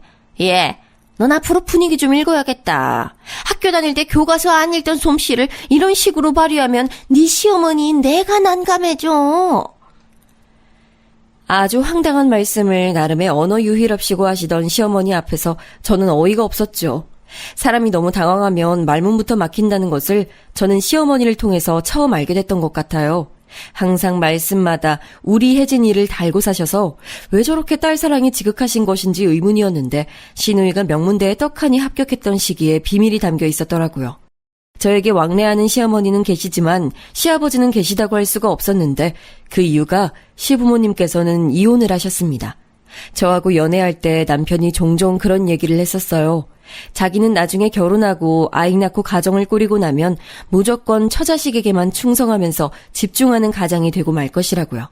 거의 스스로에게 주문을 걸듯이 그런 포부를 밝히길래 혹시 이유가 있는지 궁금했지만 남편은 함구했었는데 저희가 결혼을 진행하게 되면서 그때 제게 밝혔어요. 우리 부모님이 이혼하신 건 너도 알고 있겠지만 사실 그게 단순한 성격 차이 때문이 아니었어. 아버지께서는 내가 중학생이던 때부터 상습적으로 바람을 피우셨어. 그 때문에 엄마는 스트레스를 너무 많이 받으셔서 한 번은 길에서 쓰러지신 적도 있을 정도였어. 그게 정말이야? 아니, 어떻게 바람을 피워대셨으면 상습적이었다고 하는 거야? 듣기만 해도 속이 갑갑해진다. 차라리 진작에 이혼을 하시지. 엄마는 사춘기였던 우리 남매한테 부모의 이혼이라는 납품을 남겨주고 싶지 않으셨다고 해. 게다가 외갓집이 많이 고지식한 분위기의 집안이거든. 그런 데서 자라오신 엄마로선 이혼이 너무나도 큰 벽처럼 느껴지셨을 거야. 아버지께서 돈을 잘 벌어다 주시는 것도 아니었고 자식들에게 다정한 분도 아니셔서 엄마 혼자서 너무나도 큰 짐을 짊어지신 채 10년 가까이 인내하셨어. 난 그래서 아버지만 생각하면 화가 나고 엄마만 생각하면 그 곁을 보필해드리지 못했던 내 자신에 대해 화가 나서 너무 죄송한 마음이 들어. 저는 상견례장 그리고 결혼식장에서 딱 2차례 시아버지를 뵀는데요. 외모만 보면 너무 멀쩡하고 풍채가 좋으셔서 상습적으로 질 나쁜 바람을 피우신 분 같아 보이지 않았기에 속으로 살짝 소름이 돋았어요. 역시 사람은 겉만 봐선 모르는 법이더라고요. 시아버지께서는 생산직에 몸을 담고 계셨으나 바람을 피웠던 상대들은 거의 학습지 교사, 간호사, 대학 교수 등이었다고 합니다. 시아버지께는 타고난 공부머리 같은 게 있었는데 옛날에 집안 형편상 대학 진학을 하실 수 없었다고 해요. 그래서 당신이 채우지 못한 학업적인 열망을 바람 피우는 상대를 통해 혹시 채우고 계셨던 걸까 하는 묘한 짐작이 섰습니다. 아무튼 거의 성불하실 기세로 해탈하며 살고 계셨던 시어머니께서는 이제 좀 바람이 잦아들었나 싶으셔서 내심 시아버지의 개과천선을 기대하셨던 때가 있었던 모양이에요. 그러나 기대를 가지고 계셨던 시어머니께 돌아온 건 시아버지의 더 처절한 배신이었죠. 다시는 한눈을 안 팔 것처럼 다 해놓으시고는 시어머니의 생신 직전에 다른 여자와 바닷가에 놀러 가셨고 그게 딱 들통이 났다고 합니다. 저는 결혼 후에 어쩌다가 시어머니를 통해 그 당시의 소감을 들을 수 있었어요. 텔레비전에서 바닷가 여행이 나오고 있었는데 그걸 보신 시어머니께서 갑자기 이를 갈면서 그때 얘기를 줄줄 늘어놓으셨거든요. 내가 그 망할 연구원인지 나발인지 아는 여자하고 바닷가 나들이 갔다는 걸 안 순간 머리 뚜껑이 확 열려버렸지. 지난 세월 참던 목까지 얹어져서 뚜껑이 열리다 못해 아주 박살이 나버렸어. 당장에 귀싸대기 후려치고 이혼서류 내밀었는데 그 나쁜 인간이 아무렇지도 않게 이혼서류에 대고 자기 지장을 찍더라. 어머니께 미안하다는 사과 한마디도 없이요? 아, 세상에 얼마나 참담하셨을지 저로서는 감히 짐작도 안 가요. 사과는 개뿔. 그 태연자약하게 지장 찍는 걸 보고 내가 그대로 주저앉았지. 망신스러워서 확 그냥 그만 살아버릴까 이런 생각마저 들던 때에 우리 혜진이가 나라에서 최고로 쳐주는 명문대에 합격을 해버린 거야 뭐야. 응? 아유 이런 효녀가 다 있어. 그 나쁜 인간 그 시간부로 미련을 두지 않게 됐지. 아유, 우리 최고 효녀 혜진이가 고려대학교에 다니게 됐는데 그따위 이혼 알게 뭐야. 시어머니께서는 언제가 됐든 신우이의 대학 합격 순간만 회상하면 너무 기뻐서 눈물이 다 고이실 지경인 듯 했습니다. 깔끔하게 시부모님은 갈라서셨지만 신우이가 들고 온 명문대학교 합격증을 통해 삶의 원동력을 되찾으신 시어머니와는 다르게 막상 이혼이 성립되자 시아버지께서는 태도를 바꾸어 은근하게 재결합 의사를 비춰오셨다고 들었어요. 화장실 갈 때와 나올 때가 사람 마음이 다르다고 하더니 그런 모양이었나 봅니다. 진짜로 이혼을 해버리자 시아버지께서는 아쉬운 기분이 드셨던 거였죠. 상견례장에서도 결혼식장에서도 저는 그런 기운을 살짝 느꼈어요. 시아버지께서 재결합을 요구하고 계신다는 느낌이 들었죠. 하지만 시어머니께서는 무척 도도하셨습니다. 고려대학교 다니는 우리 딸이 지 아빠는 싫고 지 엄마만 좋다고 하는데 내가 왜 당신하고 살아줘야 돼? 그동안 저지른 죄값으로 집 두고 꺼졌으면 영원히 꺼져 있을 것이지. 그만 기웃거려. 우리 혜진이 곧 졸업하고 취업하면 나 호강시켜준다고 했으니까 여기에 꼽사리 낄 생각 추호도 말고. 도도하게 구실 수 있었던 이유, 방패 역시도 신우이였죠. 그러니까 시어머니께는 부모의 불화를 학창시절에 겪으면서도 혼자 기특하게 공부를 잘해서 명문대학교에 입학하고 당신의 길을 탄탄하게 살려준 신우이라는 존재가 세상에서 유일무이한 구원투수였던 셈이에요. 그리고 시아버지께서는 고등학교까지 나오셨지만 시어머니께서는 중학교 졸업이 최종 학력이셨답니다. 중학교 다니실 때 하필 집안에 어려운 일이 줄줄이 터져서 형제들 중에서 딱 시어머니 혼자만 고등학교 진학을 못한 경우가 됐다고 해요. 사회생활부터 일찍 하시면서 살다 보니 학력을 뒤늦게 따낼 필요성을 못 느끼셔서 세월이 흘러버렸고 나이가 들고 나자 다시 공부를 해서 검정고시를 보신다는 게 점점 엄두가 안 나게 되셨지요. 그런 시어머니의 내면에는 학벌 콤플렉스, 집안에서 당신 혼자 중졸이라는 것에 대한 억울함 등이 오랜 세월 뒤섞여 있었고요. 시아버지의 외도로 심신이 오래 지쳐 계셨던 시어머니는 신우이의 명문대 합격 하나로 그 모든 것에 대한 해결을 해내신 게 틀림없었습니다. 그러거나 말거나 단면만 보자면 제가 영향을 받을 건덕지는 없어 보였어요. 결혼하기 전까지는 그랬죠. 그런데 결혼하고 나니까 시어머니께서 저를 틈만 나면 앉혀놓으시고 우리 혜진이 타령을 해대시니 저도 슬슬 사람인지라 귀에 진물이 나는 것 같아졌습니다. 시어머니께서는 가까운 지인이 몇 없으셨어요. 어디 가서 딸 자랑을 늘어놓으실 때가 마땅치 않으니까 저에게 자꾸만 말씀을 하셨던 거예요. 하셨던 말씀을 또 하고 결혼한 후에 2세 계획도 바로 있었고 해서 회사로 출퇴근 안 하고 간단하게 재택근무로 일을 하고 있었는데 저를 찾아오시거나 부르시거나 무조건 둘 중 하나를 해내시는 시어머니 때문에 너무 스트레스를 받았어요. 제 본심에 맞춰서 행동하기엔 저의 소심한 성정이 제 발목을 잡았어요. 게다가 남에게 싫은 소리, 나쁜 소리 하면서 기분 좋아지는 사람은 없잖아요. 저도 그랬죠. 이왕이면 나쁘게 말씀드리고 싶지 않으니까 빙빙 애둘러서 말씀드리게 됐고 그게 시어머니께는 전혀 안 통해서 저를 계속 붙잡고 이러쿵저러쿵 떠드시는 게 계속됐죠. 제가 인내심을 꾹 붙잡고 버티던 어느 날이었어요. 참외 3개를 가지고 시어머니께서 또 예고 없이 불쑥 저희 신혼집을 방문하셨습니다. 예, 넌 집에 있었으면 불이나 캐 나와봐야지. 네 시애미가 왔는데도 어쩜 그렇게 건석으로 맞이하냐? 어머님, 어제도 뵙고 엊그제도 뵙기 때문에 제가 어떻게 많이 반가워해드려야 할지 모르겠어요. 오늘은 무슨 일 때문에 오셨어요? 무슨 일이 특별히 있어야지만 내가 여기 올 수 있는 거니? 너도 참 말도 싸가지 떨어지게 내뱉네. 가방끈이 짧더라도 얘마저 잘라먹고 살면 안 되는 거야. 알아들었어? 넌 한 번 말해선 빨리 못 배우니까 내가 내일 또 알려주마. 아니에요, 어머님. 저 배웠어요. 예의 잘라먹고 살면 안 된다고. 그거 가르쳐 주신 거죠? 네, 숙지했습니다. 저 그런데요, 어머님. 제가 지금 작업할 게 있어서 컴퓨터 앞에 앉아 있어야 하거든요. 바빠서 그러는데 오늘은 왜 오셨는지 말씀 먼저 해주시면 안 될까요? 너는 내 손에 들린 걸 보고도 이유를 모르겠단 거야?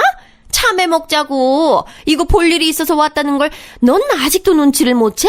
역시 배움의 정도가 낮아서 그런지 관찰력도 쥐꼬리만 하네.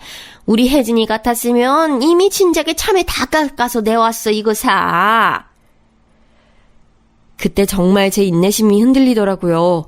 남편이 하도 제게 세상에서 가장 불쌍한 우리 엄마라는 식으로 말을 많이 해놨던지라 저도 웬만하면 갸륵한 마음으로 시어머니를 대해드리려고 노력 많이 했거든요. 시아버 때문에 가슴앓이를 하고 사셨다는 것이 같은 여자로서도 너무 측은하고 가슴 아프기도 했고요. 그런데 이런 저를 시어머니께서는 자꾸만 손수 흔들어대시며 제 인내심을 갉아드셨어요. 제가 입 꽉 깨물고 화를 죽이고서는 일단 참외부터 깎았습니다. 얼른 깎아드리고 저는 컴퓨터 앞으로 갈 생각이었어요. 속으로는 다 드시면 가겠지 싶었네요. 그런데 제가 깎은 참외를 보시더니 시어머니께서 갑자기 제 이마에 꿀밤을 꽝 하고 먹이시는 게 아니겠어요? 저는 참외 껍질 정리하다 말고 갑자기 눈앞에 별이 보여서 혼비백산했습니다. 지금 저 주먹으로 때리신 거예요, 어머님? 갑자기 사람 머리는 대체 왜 때리셨어요? 때리다니. 머리통 안에 뇌가 들었나 안 들었나 그거 확인하려고 톡톡 두드려 본 거야. 수박이 잘 익었나 안 익었나 보려면 겉을 두드려 봐야 하잖니. 그런 맥락이야. 어머님, 사람 머리인데 당연히 안에 뇌가 들었겠죠. 저 학교 다닐 때 선생님한테 말고는 한 번도 머리 이렇게 맞아본 적 없는데 솔직히 아픈 것보다도 너무 심정이 복잡해요. 저 지금 어머님 더 못 보겠어요. 이만 가주셨으면 해요.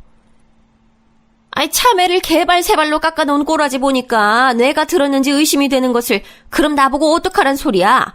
너 어디 애호박 써니? 세상 천지에 누가 참외를 통통통거리며 잘라? 세로로 반듯하게 잘라야지. 아이, 우리 혜진이 같았으면 참외 하나도 센스 있게 잘랐을 텐데. 아우, 하여간에 하나부터 10까지 너무 비교되는 게 많아서 감당이 안 돼. 그쯤 되니까 참는 쪽이 호구며 등신이 되는 것 같아졌어요. 시어머니께서 불안정했던 심신의 위로를 시누이를 통해 받으신 만큼 거의 병적으로 우리 혜진이가 가장 잘났다는 것에 집착하시면서 저와의 비교를 통해 자꾸만 확인받고 싶으신 것까지는 저도 이해가 갔어요. 하지만 이해가 간다고 해서 납득이 되는 건 아니었죠. 제가 얼굴에서 표정을 싹 지운 채로 시어머니를 똑바로 쳐다보며 조용히 말씀드렸습니다. 어머님, 아가씨에게 결혼할 사람 생겼다면서요. 꼭 그 상대가 아니더라도 아가씨는 결혼을 하시겠죠? 한번 생각을 해보세요. 아가씨가 결혼해서 시어머니에게 머리 맞고 잔소리 폭탄 맞으면서 기 못 펴고 사는 며느리가 되면 좋으시겠어요? 그걸 원하시는 거예요? 뭐? 너 지금 제정신이야? 우리 혜진이가 얼마나 찬란 인재고 인물인데 그딴 취급당한다는 거야. 말도 안 되지. 결혼해서 우리 혜진이가 그런 이상한 시어머니 만난다니. 그럼 나는 그 결혼 절대 못 시켜. 다행히 상식은 있으셨네요. 어머님, 방금 느끼신 감정, 머릿속에 드신 생각, 그게 바로 제 현재를 보며 제 친정 식구들이 품을 만한 감정이고 생각이에요. 그런 이상한 시어머니를 만난 불쌍한 처지의 며느리가 바로 저라고요, 어머님. 그러자 시어머니께서는 금세 얼굴이 붉게 달아오르셨고 제게 화를 쏟아내고 싶으신 모양인지 입술이 연신 움찔거렸으나 쉽사리 말씀을 뱉진 못하셨어요. 저는 그 틈을 타서 자리에서 일어났고 시어머니의 겉옷을 챙겨드렸습니다. 이제 나가시라는 표시였죠. 이제 찾아오지 마세요. 저도 안 찾아가요. 딱히 용건이 없는데 만나고 사는 것 자체가 고부관계에서는 안 될 일이었던 것 같아요. 이만 가보세요, 어머님. 어머머머머, 너 왜 이렇게 싸가지가 없고 예의를 다 잘라먹었니? 기가 엄청나게 드센 걸 보니 가방끈도 짧은 주제에 사회생활하면서 돈 벌어먹으려면 너 정도로는 독해야 하는 건가 싶네. 우리 아들 기 모표게 꽉 쥐어잡고 사는 건 아니지? 너 나 몰래 우리 혜진이한테 나쁜 소리 해다는 건 아니겠지? 그런 의심을 왜 하세요? 저 그렇게 안 살아요. 저를 꽉 쥐어잡고 싶어하는 사람, 저에게 나쁜 소리 하는 사람은 있어도 제가 다른 사람에게 그러고 살진 않아요. 안 그러려고 노력하면서 산다고요. 지금 너에게 그러는 사람이 바로 나란 얘기하고 싶은 거야? 이런 맹랑하고 건방진 걸 보았나? 내가 너한테 얼마나 친근하게 잘 대해주고 챙겨주고 아껴주고 다 했는데 넌 은혜를 원수로 갚는구나. 너 같은 무식한 며느리를 내가 드리는 게 아니었는데 아우 원통하다 원통해. 원통하게 해드려서 죄송해요, 어머님. 제가 멀린 못 나가요. 알아서 살펴가세요. 말씀드렸다시피 제가 지금 좀 바빠서요. 어머님은 저보다 유식하고 은혜 베푸시는 분이니까 이해하시죠? 제가 일부러 사근사근하게 말씀드렸더니 제대로 약이 오르셨는지 시어머니께서는 길길이 날뛰시면서 저희 집을 나가버리셨어요. 나가시면서도 저에 대한 욕을 계속 중얼거리시더군요. 제법 대범하게 배짱을 부리며 시어머니를 상대하고 또 물리쳐냈으나 저는 다리에 힘이 풀려서 거실에 한참을 주저앉아 있어야 했어요. 왜 기어이 사람 입에서 직설적이게 모진 말이 나오게 만드신 것인지 시어머니가 원망스러웠죠. 그리고 그날 남편이 퇴근했을 때 저는 앞불싸 싶었습니다. 제가 이런저런 상념에 빠져있느라 잠시 간과하고 말았던 거예요. 시어머니께서 당연히 당신의 아들인 제 남편에게 전화를 거셔서 미주알 고주알 다 떠드셨을 거라는 사실을 말이죠. 저를 보는 남편의 눈빛에서 저는 실망 혹은 슬픔 같은 기색을 느낄 수 있었어요. 시어머니께서 저를 대단하게 묘사해 놓으신 게 틀림없었어요. 평소라면 아무리 회사에서 힘든 일이 있었어도 제게 환한 미소부터 지어주는 사람이 바로 남편이었는데 미소는커녕 깊은 한숨을 푹푹 내쉬면서 옷방으로 들어가더군요. 그래서 저는 남편이 제게 안 좋은 소리를 늘어놓기 전에 제가 먼저 선수 쳐버리기로 했죠. 오빠, 나 이제 더 이상 안 되겠어. 어머님 때문에 나 진짜 미쳐버릴 것 같아. 아가씨 얘기를 나한테 하시는 것까진 내가 그렇다 치고 들어드리겠는데 그러시면서 은근하게 자꾸만 나를 깎아내리시는 것 같다는 느낌을 내가 지울 수가 없단 말이야. 나보고 전문대 출신이라고 지칭하시는 것 자체가 난 기분이 좀 상한다고. 그래도 내가 꾹 참아왔건만 오늘 무슨 일이 있었는지 알아? 나 어머님께 머리 맞았어. 세게 맞아서 순간적으로 눈앞에 별이 다 보이더라. 뭐라고? 머리를 맞았다고? 너 그거 진짜야? 아니 사람 머리를 때리긴 왜 때려? 그럼 내가 거짓말하겠어? 울 뻔한 거 간신히 참아냈는데 어머님은 그런 나한테 계속 말도 안 되는 이유로 잔소리만 하시고 나 너무 서러웠어. 더 이상은 힘들어서 안 되겠어. 나 어머님 자주 뵙고 사는 거 더 이상은 못해. 안 하는 게 아니라 못하는 거야. 엄마가 나한테 하신 얘기랑은 달라도 너무 다른데? 네가 다짜고짜 엄마를 쫓아내더니 2번 다시 찾아오지 말라고 소리를 질렀다고 그렇게 나한테 말씀을 하셔서 난 네가 홧김에 머리가 돌아버렸나 했어. 그런데 진상은 네가 아니었다니 내가 지금 너무 혼란스럽다. 일단 우리 엄마가 너한테 심하게 군 거 내가 대신 사과부터 할게. 제가 풀이 죽어서 고개까지 떨구고 있었더니 화들짝 놀란 남편은 저에게 잘못이 있는지 더 묻지도 않았고 다음날 시어머니께서 찾아오시거나 저를 호출하시지도 않았기에 상황은 일단락됐어요. 모르긴 몰라도 남편이 시어머니와 대화를 나누면서 어느 정도 정리가 된 느낌이었습니다. 그런데요, 이 시점까지만 해도 제 마음이 편하지 않았어요. 제가 천성이 모질지 못한 사람이었나 보더라고요. 시어머니께서는 아무리 그래도 저보다 어른이신데 제가 함부로 굴어서는 안 되는 상대이신데 이런 생각들이 자꾸만 저도 모르게 들더군요. 남을 향해 하고 싶은 말 다 쏟아내고 사는 사람들이 참 대단하다는 생각 또한 들었습니다. 저는 시어머니께 꼬박 반년을 시달리다가 그거 한번 쏟아낸 것만으로도 심장이 벌렁거리고 제가 큰 잘못을 저지른 건 아닐까 싶어서 며칠간은 잠도 설쳤는데 평소에 다 쏟아내고 사는 사람들은 타고난 담력이라는 게 엄청 큰 거구나 싶었네요. 그리고 얼마 뒤 시누이가 결혼을 하게 됐어요. 생각보다 엄청 이르게 결혼이 추진됐죠. 이유가 뭐였는고 하니 시누이의 결혼 상대, 즉 저의 심해부 될 사람이 조건이 아주 좋았더라고요. 나이 적당하고 인물도 그만하면 훤칠했고 무엇보다 서울대를 나와서 대기업에 재직 중이었죠. 저는 결혼 전부터 제가 잘 겪어보진 못했으나 시누이가 되게 평범하고 무난하고 좀 조용한 스타일이라고 생각을 해왔는데요. 이 결혼의 성사가 무척 만족스러운 모양이었는지 아주 입이 찢어지게 행복한 웃음을 흘리고 다니더라고요. 그렇게 활발한 사람인 줄을 그때 처음 알았네요. 너무 격양되어 있던 탓이었을까요? 시누이는 그동안 저와는 별로 접점도 없었으면서 오랜만에 저를 보자마자 이런 경솔한 말을 날리더라고요. 이제 와서 하는 얘기지만 제가 솔직히 말해서 취업이 좀 망했다고 생각하면서 일을 다녔거든요. 그런데 모든 조건에서 뛰어난 남자하고 알콩달콩 연애하다가 결혼까지 금세 골인을 하다니 이건 취업 잘한 것보다 100배, 1000배는 뛰어난 성과 같아요. 언니가 보시기에도 그렇죠.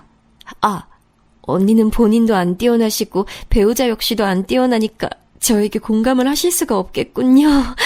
죄송해요. 제가 배려가 좀 부족했어요. 저기요, 아가씨. 저는 그렇다 치고요. 결혼하신 그 배우자라는 존재가 본인의 오빠라는 건 인정하고 얘기를 하신 거 맞죠? 꼭 그렇게 안 짚어주셔도 되는데요.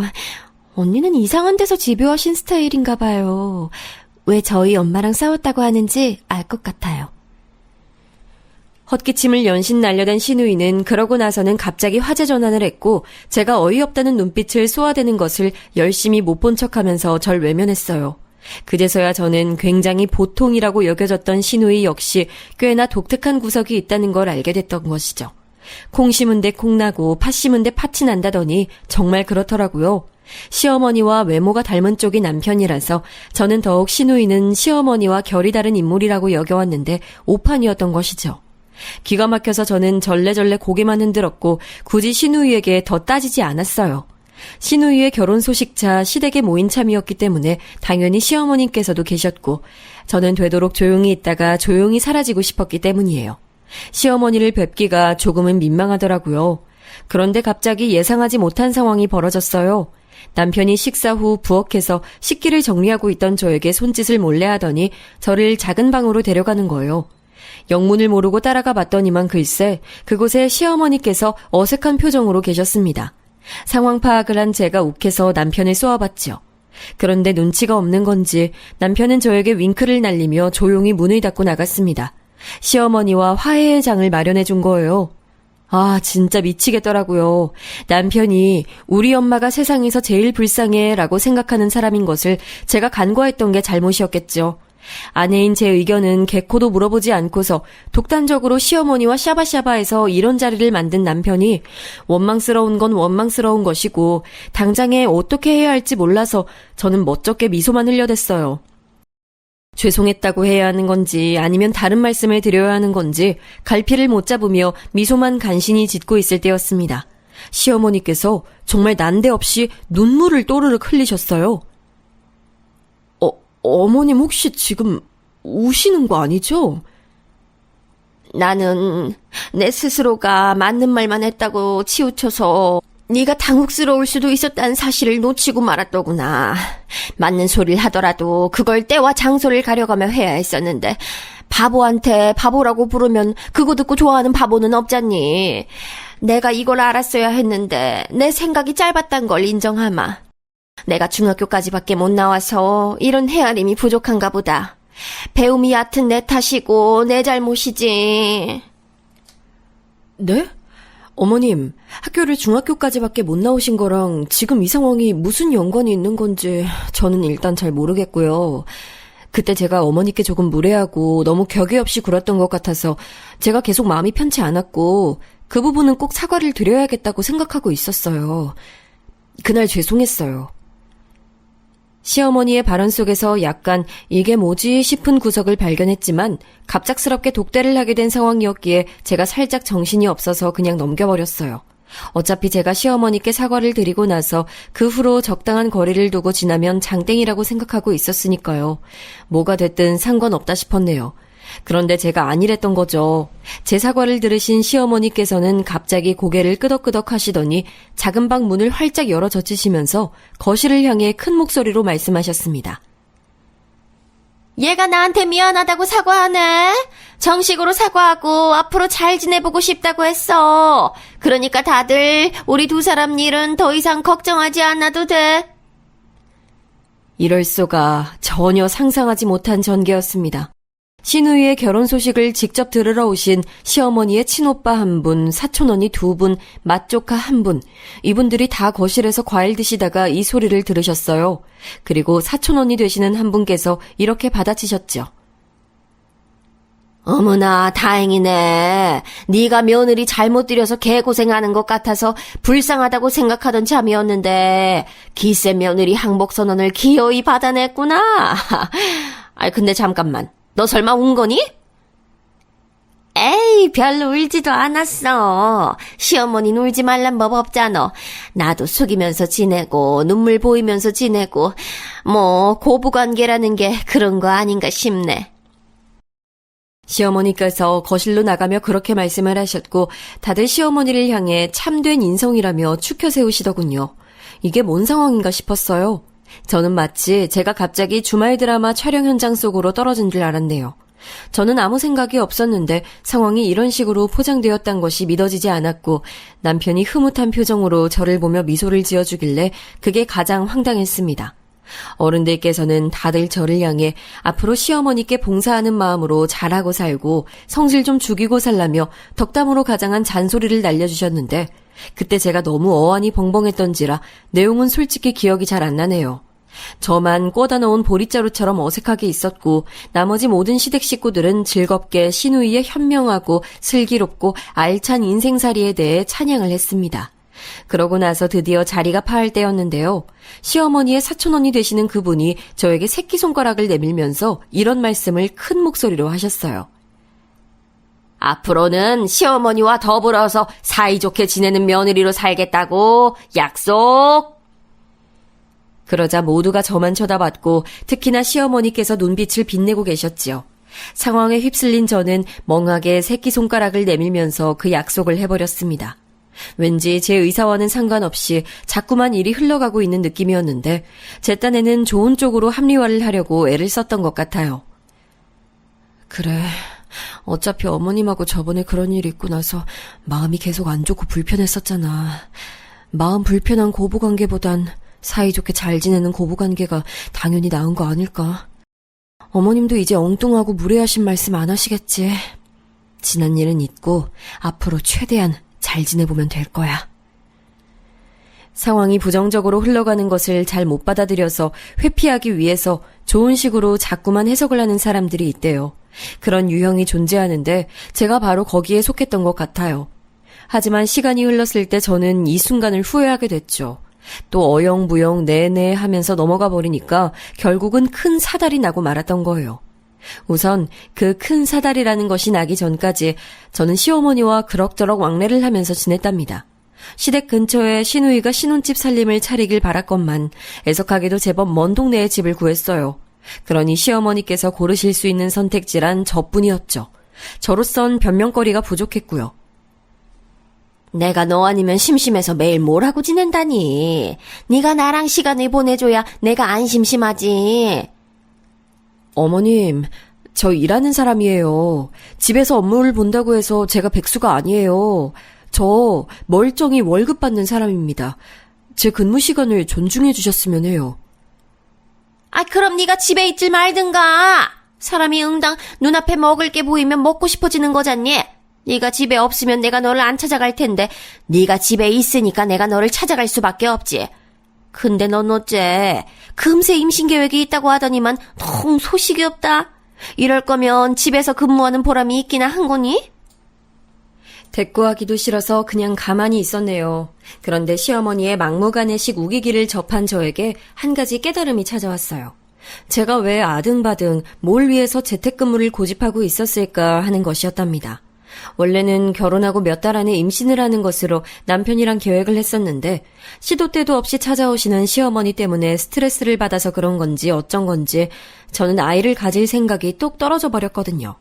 그러니 번거롭더라도 회사로 출퇴근을 하는 게 저에게는 이득인 듯 싶었어요. 그래서 당장 재택근무를 그만뒀습니다. 일찍 출근해서는 늦게 퇴근을 했어요. 밖에서 아침, 점심, 저녁 세 끼를 다 해결했고요. 그러자 단 사흘 만에 남편이 난리가 났습니다. 아침에 네가 먼저 나가니까 날 깨워주고 계란 부쳐주는 사람이 없어. 저녁에 집에 돌아오면 나 반겨주는 네 얼굴 보는 게 내 피로 회복이었는데 불 꺼진 캄캄한 집에 나 혼자 귀가하는 게 얼마나 쓸쓸한 줄 알아? 저는 네 집 개가 짖나 하는 태도로 하품이나 날려줬네요. 그러자 남편은 저와 대화가 안 되니까 무척 답답해했고 서서히 자기 모친을 원망하기 시작했죠. 오래도록 세상에서 가장 불쌍한 우리 엄마라는 신념을 고수해온 주제에 꼴에 그것도 무너지는 게 가능한 거였나 보더라고요. 그때 남편의 심정이란 우리 엄마만 아니었어도 내 와이프가 집에서 계속 나를 챙겨줬을 텐데 이게 다 엄마 때문인 것 같지만 이걸 따지기에는 내가 불효자가 되는 것 같아서 차마 그럴 수는 없고 그렇다고 내 와이프가 계속 나가서 일하는 건 싫고 이거 어떡하지? 라는 식이었답니다. 남편이 전전긍긍하는 것을 저는 모르는 척하면서 능청스레 지냈어요. 제가 먼저 이야기를 꺼내주길 남편은 기다리는 눈치였지만 제가 그런 걸 감지 못하는 척 한 것이었죠. 제가 평일에 하루 종일 밖에 있다가 귀가하고 주말에는 이런저런 약속 핑계로 외출을 하자 시어머니께서는 도저히 저에게 파고들 틈을 못 찾으셨답니다. 저에게 전화를 초반엔 자꾸 하셨는데 제가 일 때문에 통화 못한다는 핑계로 안 받았어요. 문자나 카톡도 바빠서 못 본다는 식으로 확인을 했고요. 그랬더니 도저히 술을 못 찾으시겠는지 점차 연락하시는 빈도가 줄어들었죠. 시간이 조금 지나서 이렇게 원천 차단이라는 것을 해놔야 하는 것이었구나라는 생각이 들 무렵이었습니다. 큰 사달이 드디어 벌어졌는데 발단은 신우이의 이혼이었어요. 신혼 1년차 깨를 볶으며 한창 잘 지내야 할 시기에 갑작스러운 이혼 소식이라니 저나 남편이나 이게 뭔 날벼락인가 싶어서 놀랐는데요. 이혼 사유가 신우이에게 있다는 것을 알고는 더 놀라서 아예 자빠질 뻔했습니다. 뭐라고? 아가씨가 바람을 폈고 그걸 제대로 걸리는 바람에 이혼당하게 됐다는 소리야? 아니 어쩌다가? 너무 만족스러운 결혼을 한다면서 아가씨 의기양양하던 모습이 바로 어제일처럼 눈에 선명한데 그런 사람이 아직 신혼임에도 바람을 피웠다고? 대체 상대가 누구래?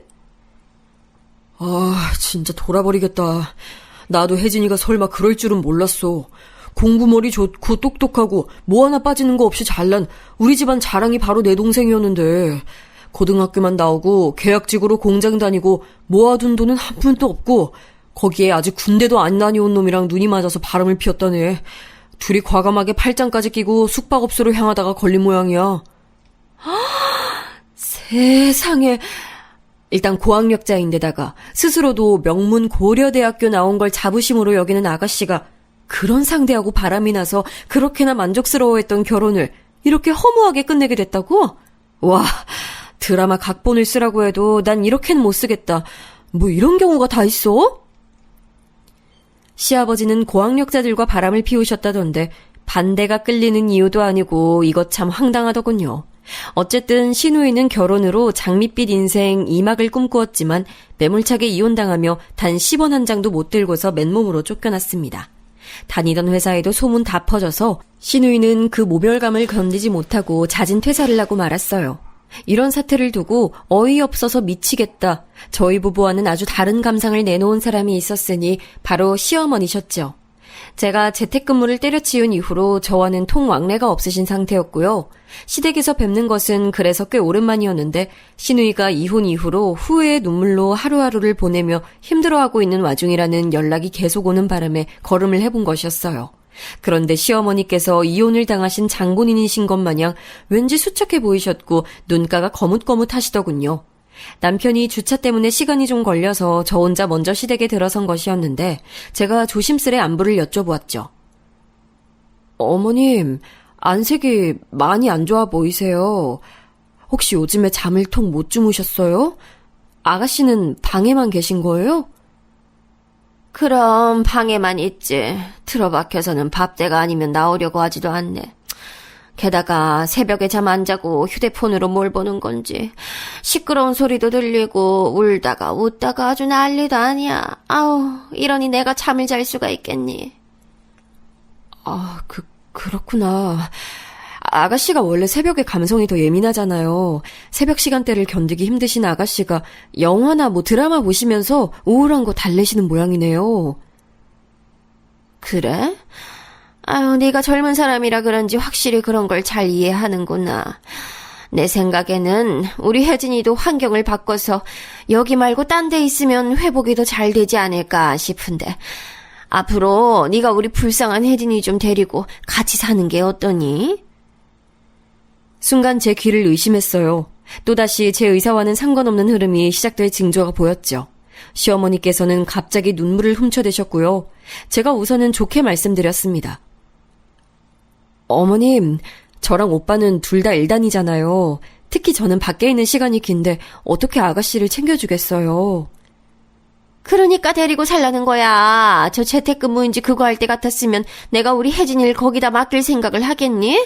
너 일하는데 방해되니까 못하지. 근데 네가 집을 오래 비우고 있으니 우리 혜진이가 편하게 지내기 얼마나 좋아. 어머님, 아가씨가 원하지 않으실 수도 있는데 저희끼리 이러는 것 자체가 좀 아닌 것 같아요. 아유, 너무하는구나. CM이 피해서 회사로 도망 나갔는데 그 바람에 이제 자기 시누이 끼고 살게 됐으니 억울하고 싫다 이거야? 우리 불쌍한 혜진이 보듬어주는 게 뭐 그리 어렵다고? 시어머니 한탄에 맞춰서 저의 이성이 차분하게 증발됐어요. 그간 나쁜 사람 되기 싫어서 적당한 선에서 지내는 것에 주력을 하려고 했던 저의 지난 노력이 모두 헛되었음을 재차 깨닫게 됐고 저는 차가운 미소로 말씀드렸습니다. 어머님, 죄송하지만요. 바람 피운 더러운 년이랑 제가 어떻게 살아요? 저 못 살아요. 더러운 년? 너 지금 말 다 했어? 기케야 전문대 나온 주제에 어디 감히 명문대 나온 우리 혜진이를 욕해? 우리 혜진이는 한 번 실수를 한 것뿐이야. 한 번 실수요? 어머님, 바람 피우는 배우자 만나서 죽도록 고생해 보셨으면서 설마 모르신다고 하는 거 아니죠? 바람을 안 피우는 사람은 있어도 바람 한 번만 피우는 사람은 없다는 거요. 어머님께서 경악에 입을 벌리고 계실 때 남편이 당황한 낯으로 시댁에 들어섰는데요. 문제는 혼자가 아니었어요. 시댁 친척 어르신들이 여럿 함께였습니다. 알고 보니 주차장 쪽에서 만나는 바람에 함께 올라온 것이었죠. 남편뿐만 아니라 어르신들도 다 저와 시어머니의 마지막 대화 부분을 들었고요. 모두 넋이 나가 있던 그때 저는 벼란간 제 뺨에 닿는 마찰을 느껴야 했어요. 시어머니께서 홧김에 제 뺨을 때리신 거였죠. 화가 난 제가 바로 무엇라고 외치려던 찰나 남편이 제 앞을 막아서더니 시어머니를 향해 외쳤습니다. 엄마, 이게 다 엄마 때문이잖아요. 엄마 때문에 우리 부부가 둘만의 시간을 못 가지게 됐고 내 일상이 외롭고 퍽퍽해졌어요. 지금까지는 내 인생에서 가장 위해야 할 사람이 엄마라고 생각하며 살아왔는데 이제 그렇게 안 살 거예요. 엄마는 그렇게 죽고 못 사는 명문대 출신 혜진이나 끼고 사세요. 별 볼 일 없는 대학 나온 나는 전문대 나온 내 와이프 끼고 살 테니까. 네가 어떻게 그런 말을 할 수가 있니? 네 동생 명문대생이라고 누구보다 자랑스러워했던 거 바로 너였잖아. 그렇다고 해서 엄마가 날 두고 내 동생만 위하고 칭찬해온 게 좋았다는 건 아니니까요. 못난 아들은 못난 며느리와 둘이서 잘 살 거니까 잘난 딸이랑 잘 사세요. 저도 더 이상은 못 참아요. 시어머니께서는 거의 혼절하신 듯 충격을 받으셨고요. 주저앉으신 시어머니를 친척 어르신들이 살피는 동안 저는 남편하고 시댁을 빠져나갔어요. 약속한 것도 아닌데 서로 두 손을 꼭 맞잡은 채였죠.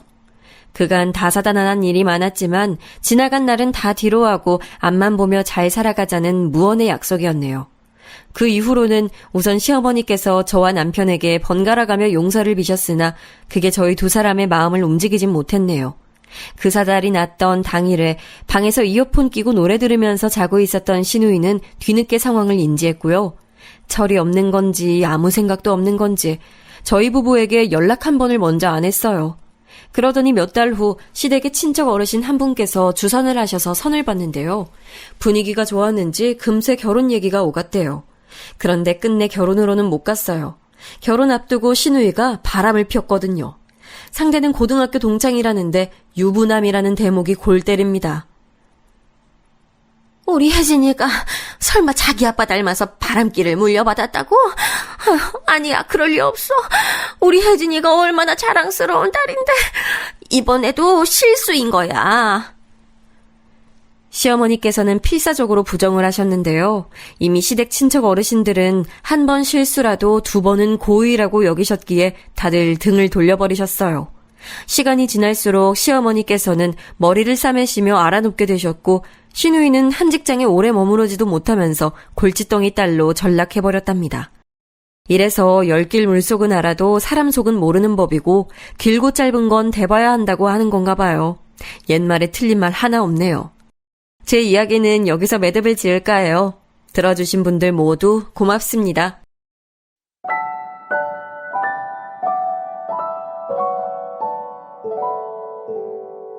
you